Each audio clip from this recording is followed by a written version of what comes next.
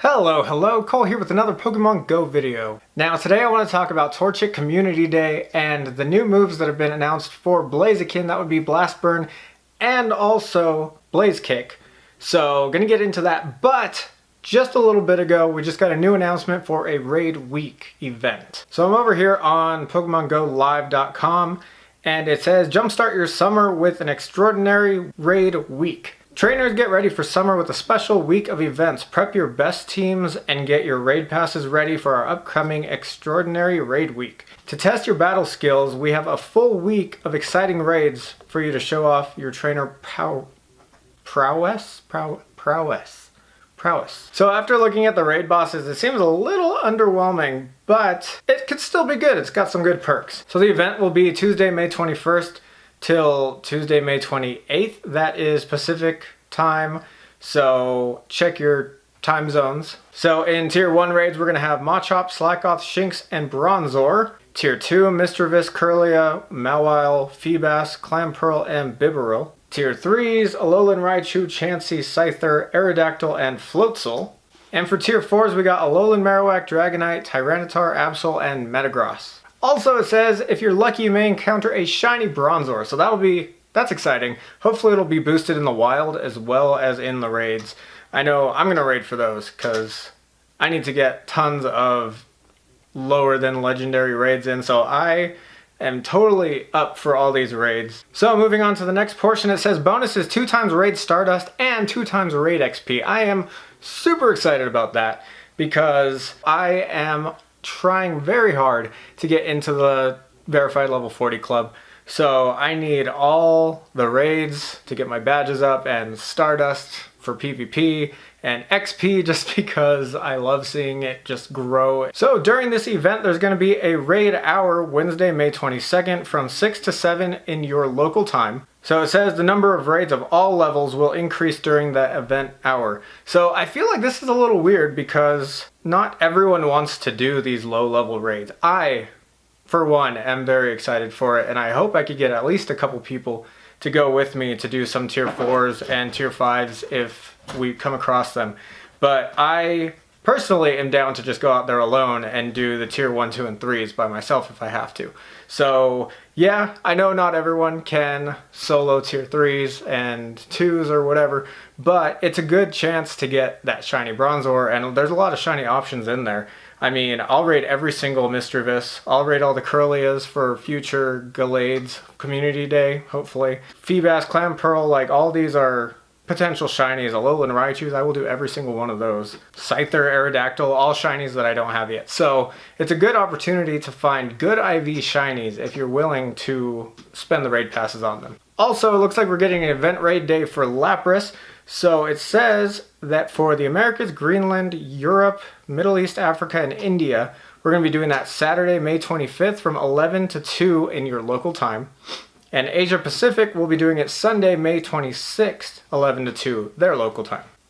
The Transport Pokemon Lapras will be joining raid battles for this event. Receive up to 5 raid passes from gyms at no cost. If you're lucky, you may encounter a shiny Lapras. And that is not a common spawn for anyone, really. And it's so hard to find that research to be able to get Lapras. I don't even know if it's available anymore, actually. Yeah, shiny Lapras is really sought after. So get out there and raid, get your group together, do as many as you can, make a battle plan, because Lapras Raid Day is going to be good. Hopefully, I'm thinking maybe they'll do a special move. That'd be awesome. I know it already has some legacy moves. That'd be really cool if, I think they've only done this with Snorlax with Body Slam, but if they bring back an old legacy move just for the event, that'd be amazing. So this is your chance to add some awesome Pokemon like Tyranitar and Metagross to your team. We hope you're up for the challenge, trainers. Let's go raid. So yeah, on the surface, I guess I wasn't too excited when I first saw it, but with the double XP, double Stardust, all the shiny potentials, and also just me personally wanting to do as many raids as I can to try to get the Gold Champion and Battle Legend badges, I really want to do it. I don't know how much I'll be able to get out, but I'm definitely going to be raiding anytime I can. So I just finished recording that and I saw a link on Discord to Pokemon Go Hub, and super excited to see that they have gotten inside information from Niantic saying that Lapras obtained on the Lapras Raid Day, the 3-hour window, will have Ice Shard and Ice Beam, which are both legacy moves for Lapras. So, super hyped for that. We are definitely gonna want those Lapras. Alright, so the big thing I wanted to talk about in today's video is the moves for Blaziken for this Community Day. So we got this announcement yesterday, get Blaziken with Blast Burn on May Community Day, mark your calendars for May Community Day, all that stuff, you know, we already heard about Community Day. Globally, May 19th from 3 p.m. to 6 p.m. your local time. The big thing here is that they announced that Blaziken would be able to learn Blast Burn in the 3-hour window and 1 hour after the event. So no one's really surprised because Sceptile got Frenzy Plant. But we also have the new move Blaze Kick coming to the game. I know tons of people were hoping so much that for Gen 3 they would switch up the Community Day moves and give the signature moves. So like Sceptile, I guess his signature move is Leaf Blade, which is already in the game, he can already learn. It makes sense now to me that they didn't go this route, even though they could have given it a dragon move because in the future with Megas, Sceptile is half dragon, so that could have been a thing, but it didn't, but it still works out. So now they're giving Blaziken Blaze Kick. People are a little confused on whether it's going to be good. Do we want Blast Burn? Do we want Blaze Kick? Is Blaze Kick better for PvP or is Blast Burn? Because right now we have Charizard with Blast Burn and it's pretty good for PvP. So this is what I've found so far about Blaze Kick. So on the Sylph Road Reddit, changes to the Game Master that happened today, Blaze Kick was added. So it shows for PvP, it has a power of 55 and energy 40. For PvE, we have a power of 50, energy of 33, and a duration of 1.2. So basically, if you don't know what all this means, for regular battles, raiding, stuff like that, it's going to be a 3-bar charge move. It's going to pop off really fast, and the duration being 1.2 seconds, the animation for it is really quick. So you're going to be able to pop those off like crazy. Now for PvP, it's technically a 2-bar move, but that doesn't change much because it's still gonna load up crazy fast. So I'm not like super into all the numbers and all that, but just going down here and reading the comments, I can see someone down here saying Leaf Blade is 70 power with 2.4 seconds, 29.17 DPS, and Blaze Kick is 50 power with 1.2 seconds, which makes it a 41.67 DPS. I'm just kind of trusting that their numbers are right, but that sounds crazy good. Like, technically Leaf Blade is stronger, but Blaze Kick is faster, so it does more damage in the long run. So I'm back here on the Game Hub now looking at the top Fire-type attackers by DPS and TDO, and Moltres, of course, is still at the number 1 spot with 33.84 DPS. Flareon, which I didn't realize Flareon was as good as it is, second place with 33.44 DPS, and Blaziken taking the 3rd spot with 33 even. Now the thing you got to keep in mind though is that Moltres and Flareon both learn Overheat, which is a 1-bar charge move. In the long run, Blast Burn is still going to be better in most situations. Reason being, from a raid perspective, is that you're tapping away and you're getting all these quick moves off, charging up your charge move.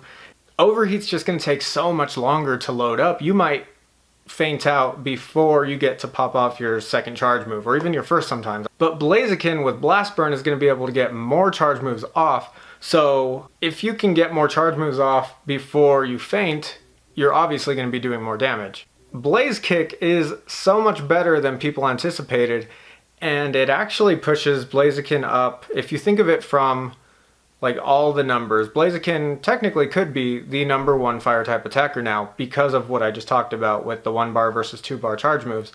And the crazy thing is that with Blaze Kick, it could actually take the top 1 and 2 spots. Reference, hopefully I'll put a link in the description if I could find it before I upload this video. If not, I'm sorry. But yeah, it's just crazy because Blaziken is going to be really good. It's going to be a really good Fire-type attacker. The downside to this though is that there isn't really many raids where you need a Fire-type attacker, but it's always good to have them. So it's kind of preference, but I know I'm going to evolve. I have tons of Torchic candies. I'm going to evolve like 20 Blazikens with Blast Burn.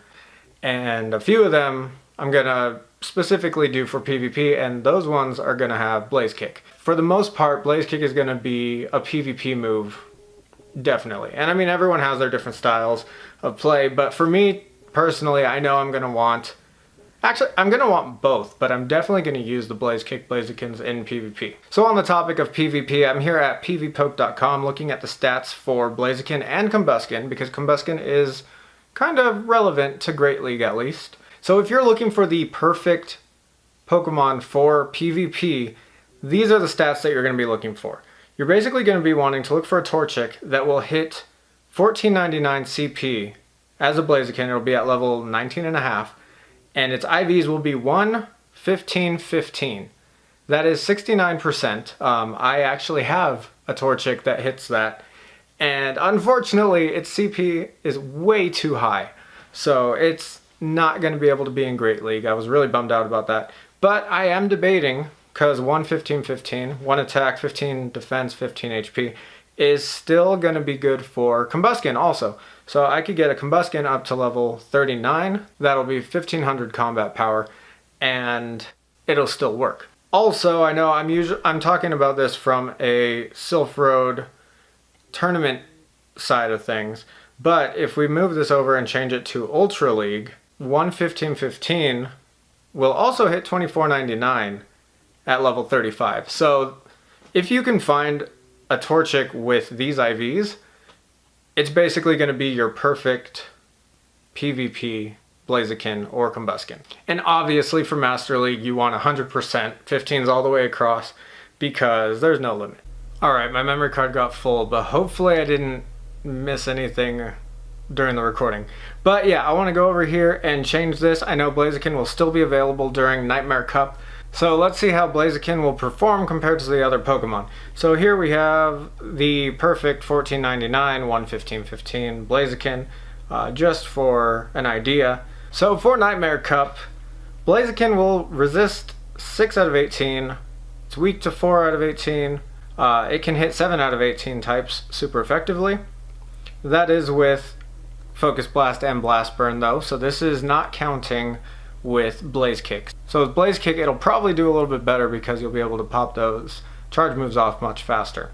But looking down here, it looks like the biggest threats to Blaziken in the Nightmare Cup are Crawdaunt, Mr. Mime, Girafarig, Sharpedo, Gallade, Gardevoir, Slowpoke, Slowbro, Slowking, and Lunatone. Honestly, looking at that list, there's only maybe 2 Pokemon that are kind of things that I've heard going through the Nightmare Cup meta, and I don't think any of them, maybe except for Gallade, I'm not sure, I might be getting it mixed up with regionals, but Gallade is the only one that I know has been talked about recently. So yeah, and of course these can change depending on your movesets. If you have Counter instead of Fire Spin, I feel like I'd probably use Counter over Fire Spin, especially for Nightmare Cup. But you never know, you might have some other kind of strategy. It could be a little different for you. So depending on what you go with, there's a lot to think about with PvP, all the different matchups and potential Pokemon that you're going up against. So yeah, it's all just kind of a thought process, and one thing can work for some people and another can be better in another situation. So yeah, I'm super excited about Torchic Community Day. Be sure to drink lots of water while you're out there and all that. I'm personally going to be down in Santa Monica with some of my friends from the Coalition Crew, our High Desert Discord group. Going to be lots of fun, and yeah, hopefully if you're down in Santa Monica, I might see you there. Going to be recording for sure too. Also, the day before that, this Saturday, I'm going down for a Nightmare Cup tournament in Fontana, California. So that one, we got a couple different Discord groups to come together and do a collaboration for one big tournament. So yeah, hopefully we'll do well in that one. And I'm also planning on recording that too. So I don't know how that's going to work. I've never recorded a tournament before, but hopefully it'll be good. Hopefully you guys will like it. So yeah, thank you for watching. Be sure to thumb this up if you enjoyed the video. Comment down below, chat with me, let me know what you think about Blaze Kick and the raid event and all this stuff coming up. Be sure to subscribe if you're not already. And until next time, I'll see you guys later.